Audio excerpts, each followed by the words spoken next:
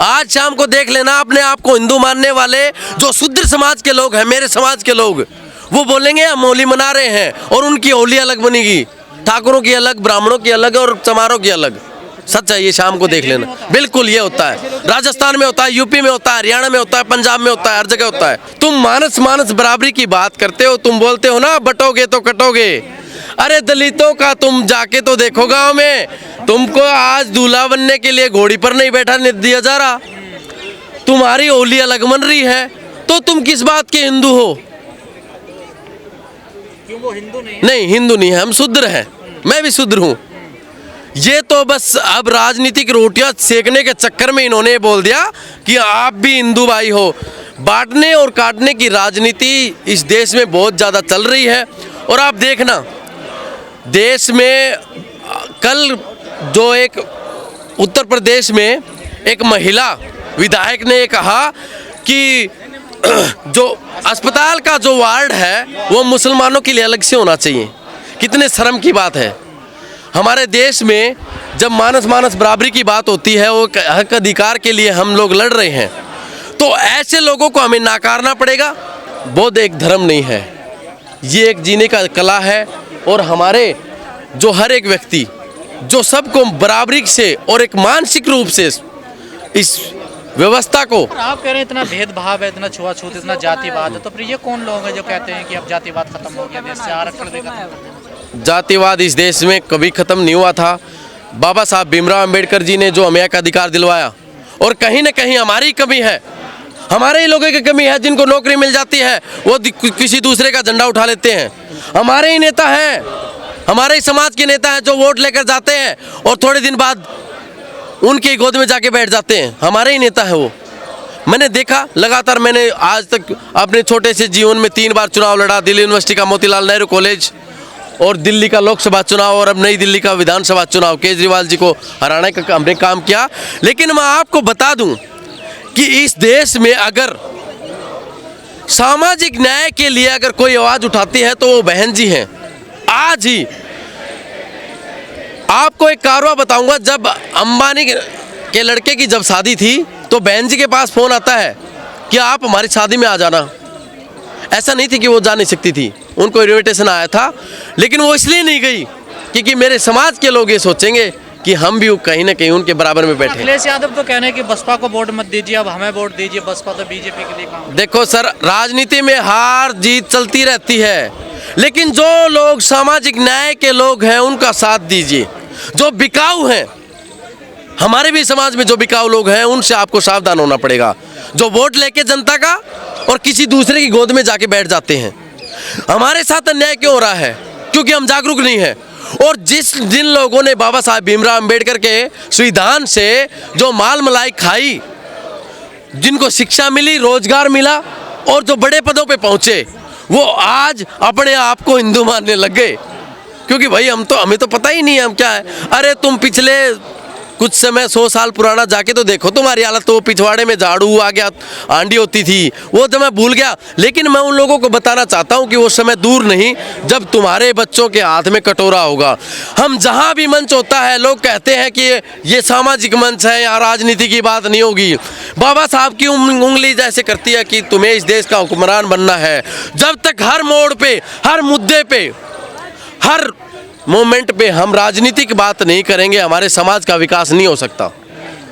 एक राजनीति का एक ऐसा तरीका है, एक राज ऐसा तरीका है कि उसमें हम कायम करके सत्ता में काबिज होके अपने समाज के हक अधिकार के लड़ सकते हैं और उनको हक अधिकार दिला सकते हैं। आपने कहा कि बारातें रोकी जा रही हैं, दूल्हे को घोड़े पे नहीं बैठने दिया जा रहा। अरे होली अलग जलेगी। आज शाम को देख लेना आप, आज शाम को देख लेना अपने आप को हिंदू मानने वाले जो शूद्र समाज के लोग हैं, मेरे समाज के लोग, वो बोलेंगे हम होली मना रहे हैं और उनकी होली अलग बनेगी, ठाकुरों की अलग, ब्राह्मणों की अलग और चमारों की अलग।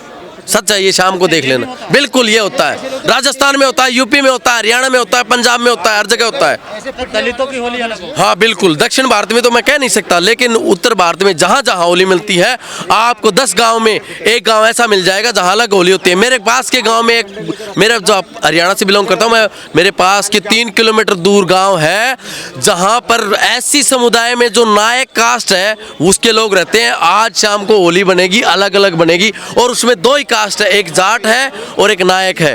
और जब वहाँ पर कोई शादी होती है जाटों में, सबसे ज़्यादा बहुमत ऐसी है, लेकिन सरपंच बनता है जनरल कास्ट का। और आज होली अलग अलग बनेगी उन लोगों की, आप जाके देख लेना। कहानी और क्या सर होली कहानी क्या है? अरे कहानी कुछ नहीं है, ये तो मनुवादियों की चीज है कि कोई भी चीज हम उस चीज को लपेटने की कोशिश करें कि आज हम ये कर रहे हैं, कल वो कर रहे हैं। सामाजिक न्याय के लोग, जो पढ़े लिखे लोग हैं, वो कभी ये नहीं कहेंगे कि होली मनाओ।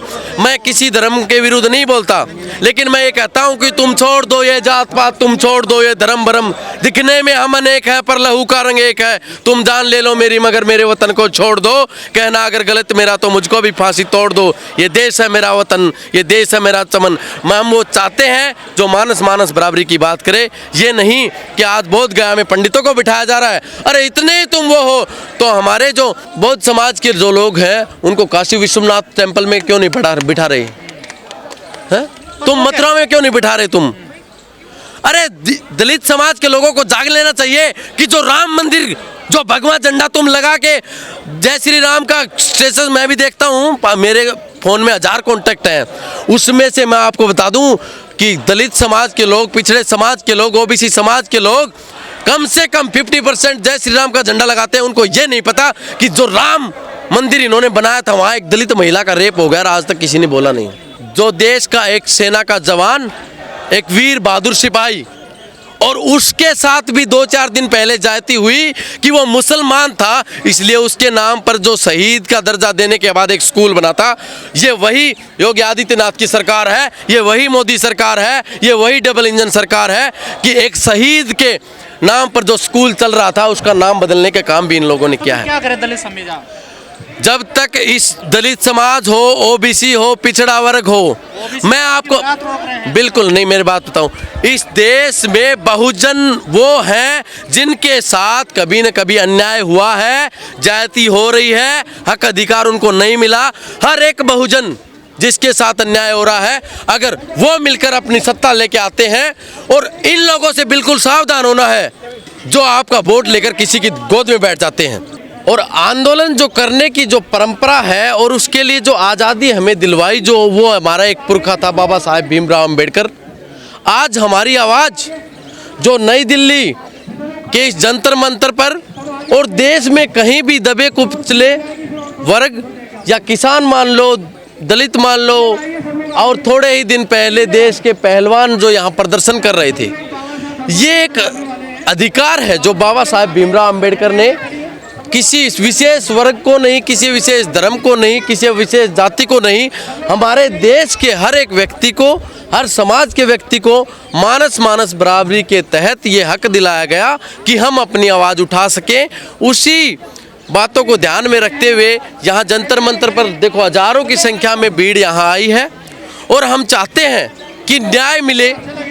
और जो बोध गया में ये ब्राह्मणवाद, जो पूंजीपति लोग और जो मनुस्मृति को लागू करने वाले इस देश में जो लोग हैं, वो गलत मानसिकता के हैं, जो जिनके अंदर मानस मानस बराबरी की बात नहीं है, वो ऊंच नीच का भेदभाव करने के बाद जब बाबा साहब भीमराव अंबेडकर जी ने मनुस्मृति जलाई और हमें संविधान दिया, धीरे धीरे कहीं ना कहीं आप किसी भी मुद्दे पर जाके देख लीजिए, ये बाबा साहब के बनाए हुए संविधान को ख़त्म करने की कोशिश की जा रही है और इस देश में मनुस्मृति की बात की जा रही है। धीरे धीरे हमें पता चलेगा। मैं आपको बता दूं कि आज सबको पता है कि कल होली है और आज होलिका दहन है। कल होली है और आज होलिका दहन है,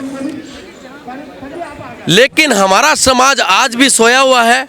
आप शाम को टीवी में देखोगे कि दलित पिछड़े समाज के लोग हर एक गांव में अपनी होली अलग मनाएंगे।